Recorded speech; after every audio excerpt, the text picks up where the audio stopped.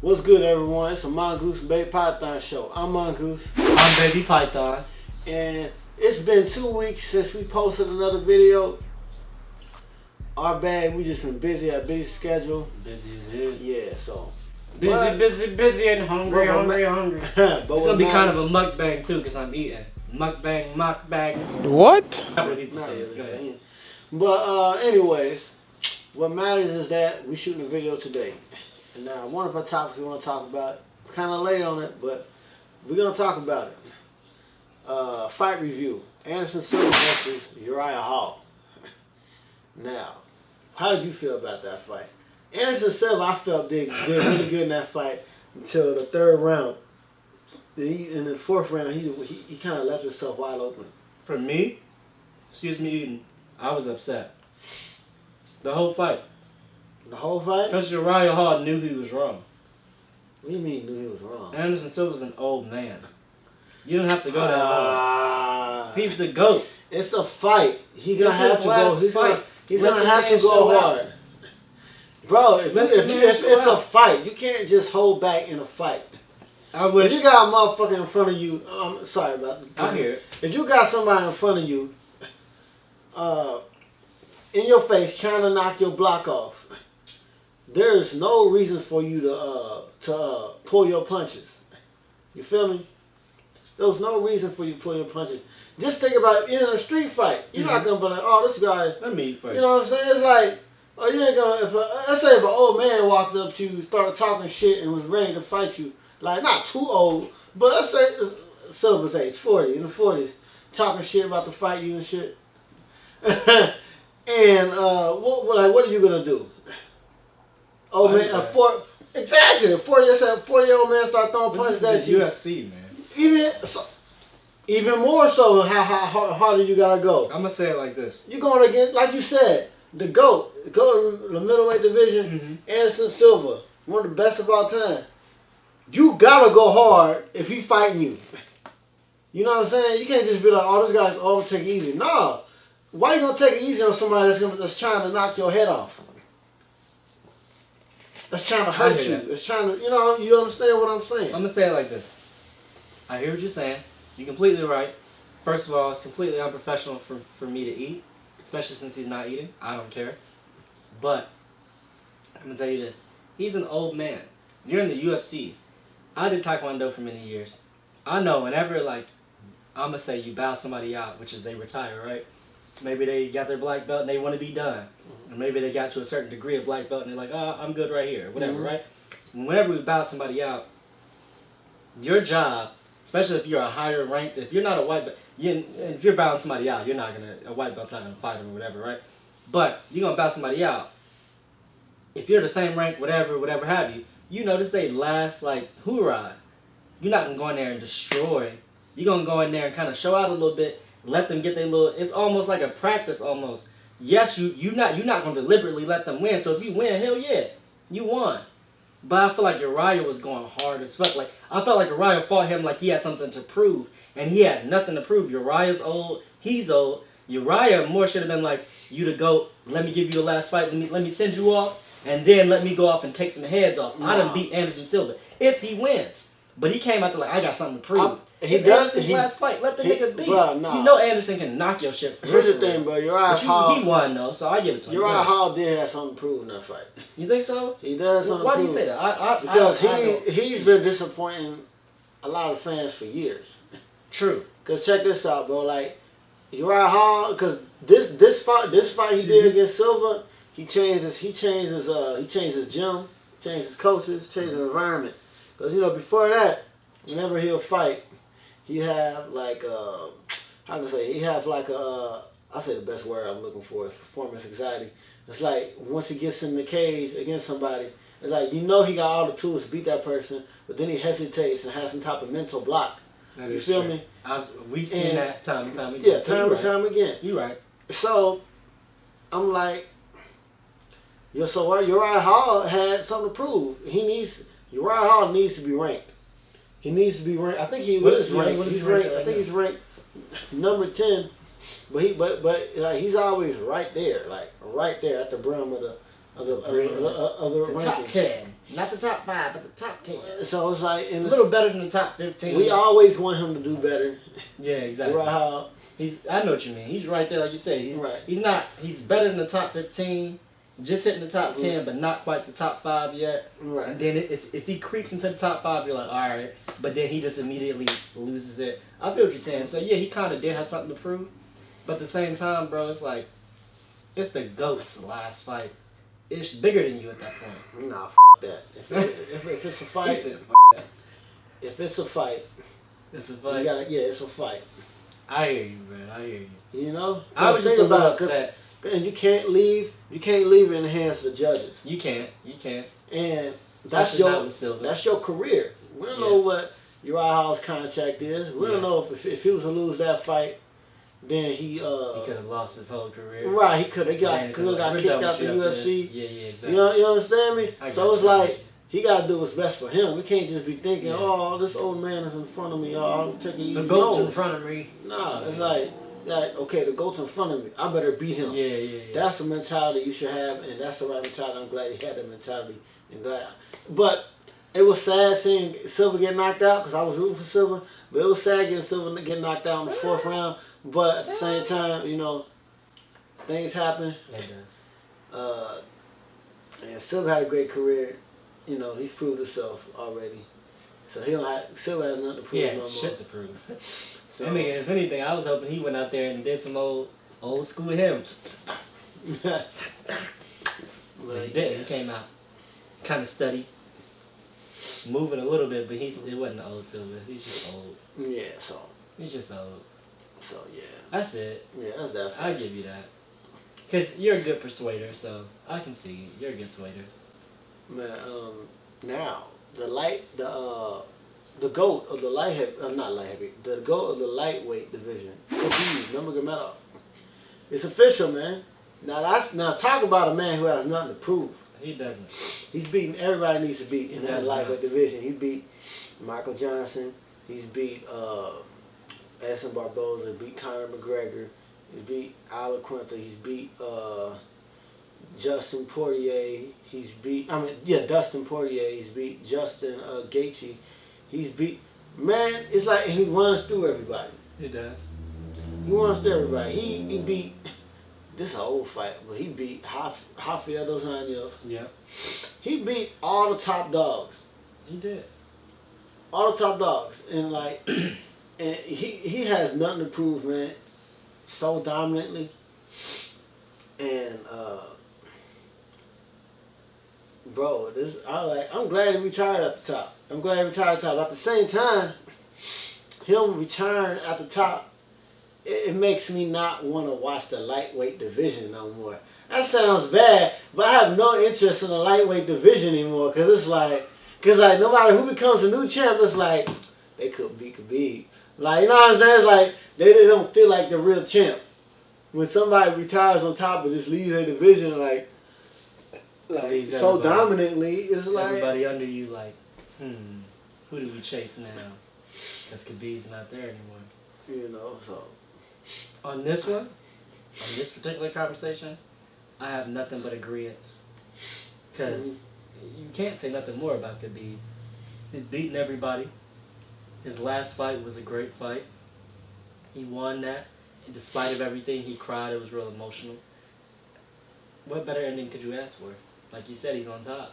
And then you even literally just explained that whoever is coming from up under him now, they're more like, who do we chase?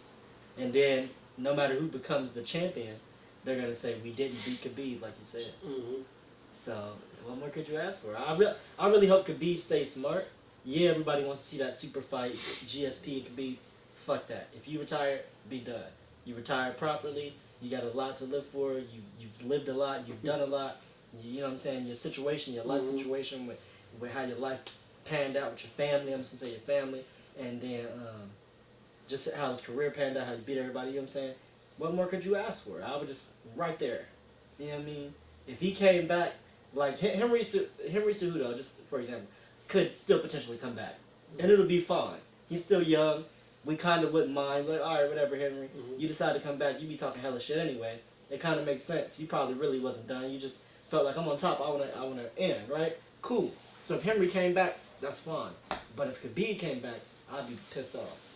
I'm like, Khabib, you're done. Like, seriously, because you're, like, the way he's ending it is so perfect, and you're so right in everything he's saying. So I have nothing to really harp on. It's just, like, I don't want to see him come back if that's the case, because he did everything right. What more could you ask for from a fighter? You know what I mean? Because he has, like, how many losses did he have? Like, 3, maybe 2? Who? Khabib. No, he's None? 0, bro. Then look at He that. undefeated. What more could you 29-0. ask for? If he came back, I would punch him in his fucking throat. Seriously. That, to Then me, he'll ball you up and choke you the up. way he won, like, he said ball you up, choke you up. Do you know his actual number for wins? I told you, it's his pro career. I mean, I know it's undefeated, but you know the number, like 20, 25? 29-0. 29-0. Perfect. So I brought that up to say this. Floyd is 50-0, right? That shit's unheard of. Unbelievable and damn near impossible. Yeah, he did it, so we seen it, Bro. and we know it, and I fuck with Floyd for that. Bro, But at the same time, MMA at That's 29-0. what I'm getting to. That's exactly what I'm getting to. That's exactly what I'm getting to. Completely what I'm getting to. See, he knows off rip. 50-0 is cool, it's beautiful, it looks good, but Floyd is a boxer. All he's been doing is running around the fucking ring. Khabib is an MMA fighter. He had to grapple, protect blocks. I mean, protect chokes. Learn how to grapple. Learn how to strike. You know, be able to react to whatever is happening. Whereas a boxer, you're just on your feet. You got to keep moving around that little square, and you can move the whole time potentially. That's what Floyd did to be 50-0. 50 fucking fights is a lot of fights. A street fighter's never doing no 50 fights unless you in jail somewhere. You know what I mean? And that's your fucking life. Like, a street fighter, you're never encountering 50 street fights. You're just not. You're just, because that's not how humans are set up. I don't care if guns never existed, humans would never reach the height of 50 fights. You feel me? Like, that's just how it go. So, to end this out. That's another story I was going to say. I was going to mention Miyamoto Musashi, but that's another story. That's another story. That's another story. Let's just get back to this. So, that's unheard of. So, for him to be 29-0, and to be an MMA fighter, and to truly be 29-0, cuz, what more could you ask for? I'll be done right there, you feel me?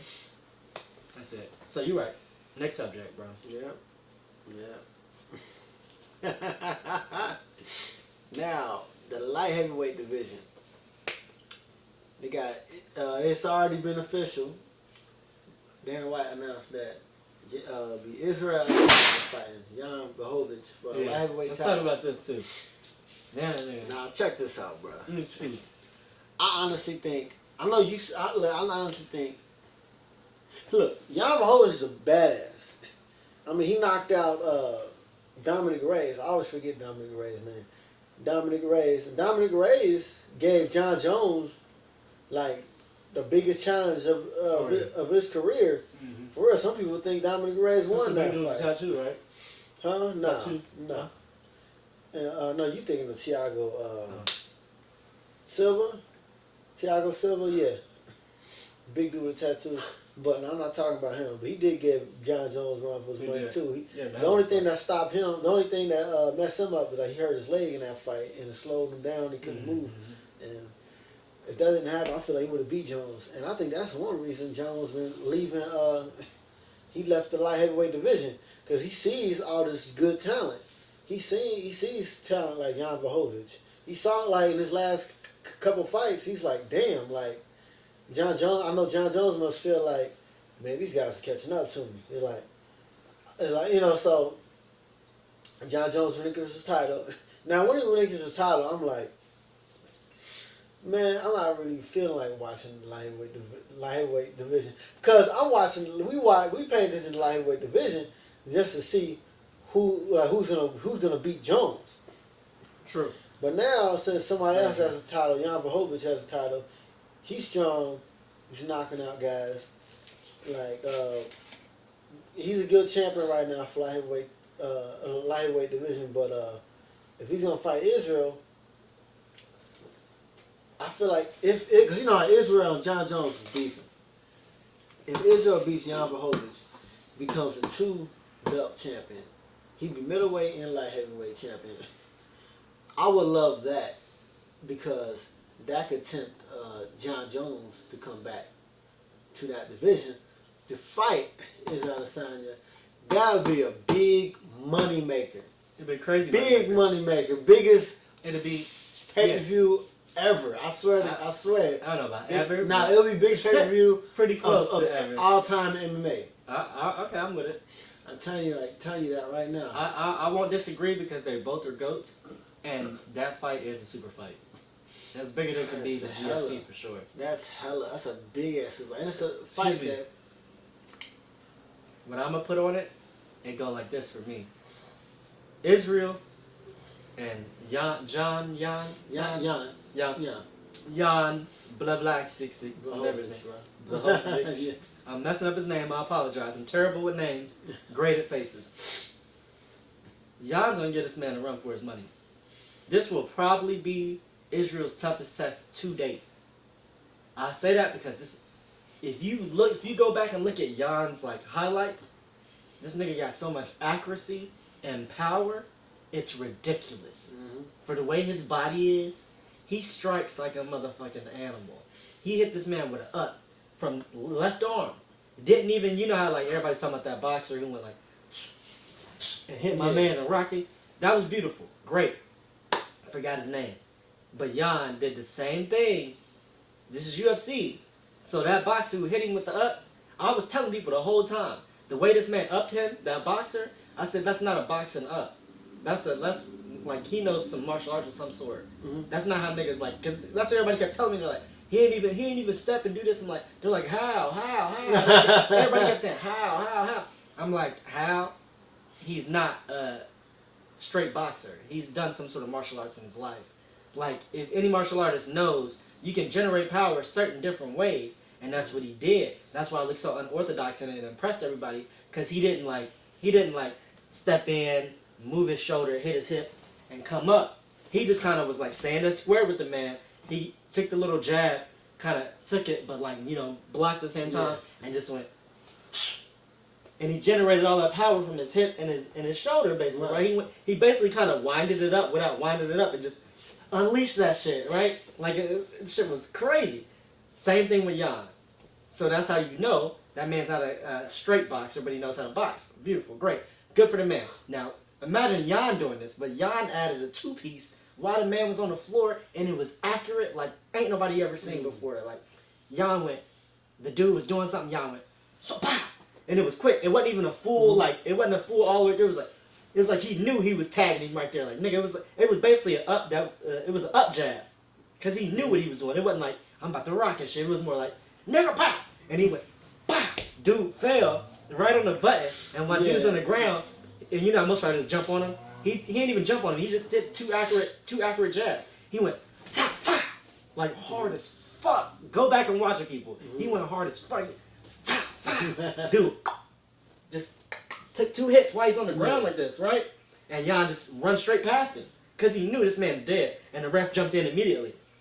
But that kind of accuracy from this one man, Israel's in it. And then, not to mention, Jan also tapped somebody out from a standing position. He didn't give a fuck. Mm-hmm. It was like that. He tapped this man out like he caught him off guard in a high school fight. Like, come here, I'm gonna fucking choke you out. And he did it and really choked this man out. There was no games played. He went, like, dude started throwing his punches. He kind of moved the punches out the way, grabbed him. Once he got this under his chin, he knew it. He caught it, squeezed for dear life, just leaned back a little bit, standing up, full position. He didn't fall until the ref tapped him out. When the dude went and the ref let him go, he fell. The guy who got tapped out didn't even fall. He fell because he was leaning back and holding so tight on the man. This is going to be Israel's toughest fight to date. And I hate to say that to Israel, but it will be. And that's really all I got to say about that, bro. I feel like, in a lot of ways, yeah, because I feel like Jan Blachowicz, he would have gave John Jones a run for his money. Yeah, I believe that too. Yeah, right now, I say John is running. Yeah. John running from the whole division. Right. Yeah, because Israel's down there soon. If Israel can beat cold ass motherfucker, John Blachowicz, man, this is gonna be a whole. Oh, it's gonna be something fierce. Now listen, just to give you a quick prediction, I do want Israel to win this fight. Mm-hmm. I really do. He has to actually, Because if you beat Anderson Silva and to do it the way I low key wish Israel would have fought Anderson now as his ending fight to more end it out, because the way Israel fought Anderson was the way he should have went out. I'm listening. Yeah. You feel what I'm saying? But you everything that you said about Uriah Hall was completely right. So like I said, I can see that now. Like you right, that makes hella sense, right? Mm-hmm. Why not? He does really low key have something to prove. But I really do wish Israel would have came through and fought this man now instead of then. But to get back to Jan just has so much accuracy, and that's what I'm just nervous for Israel on that part. Hmm. But I know Israel has accuracy, but sometimes he doesn't. Sometimes Israel will step out too humble, and I get why, but he can't do it with Jan. Maybe he steps out too humble. Like, he has more tools in his arsenal than he really shows. Mm-hmm. And that was proven when he fought Anderson Silva. And that's why I said I wish he would have fought Anderson now instead of then. Because when him and Anderson fought, they did some shit and you were like, oh shit, this shit's about to turn. But Israel didn't follow it. And so Anderson was just like, what? You know what I'm saying? And that's when Anderson started trying to tell me, come on, like, fight me. And Israel was like, no, I don't want to fight the GOAT like that. And you know, moving around and shit. So that's all I got to say, bro. I got you. Okay, now there's another fight coming up next weekend. Israel Adesanya fighting Khabib Officially. I'm going with Dos Anjos. I got Islam, bro. Do you? Islam is strength. His wrestling is superb. All those Dagestani wrestling guys, they're superb. Wrestling superb, and I feel like I know Khabib Officially, black belt in jiu-jitsu, but he has problems with wrestlers. And Islam's been on a huge winning streak. He's like 19-0, and it's not really been looking good for Dos Anjos, because I believe he's moving back down to 155. I think he was 170, but he's been losing fights. Like, I remember he lost against Kobe Covington, Kumar Usman. I think he beat Robbie Lawler, if I remember correctly. But he's been losing more this past few fights. He's been losing more than he's been winning, and he's gonna have to get himself back up in the rankings if he wants to. He's gonna have to beat Islam to move back up in the rankings. But I think Islam is too hungry, too good, and it's not gonna let that happen. Yeah, that's it. People. That's it today. That's all we got. All right, tune in next time. Next week, we got something special for you. Peace.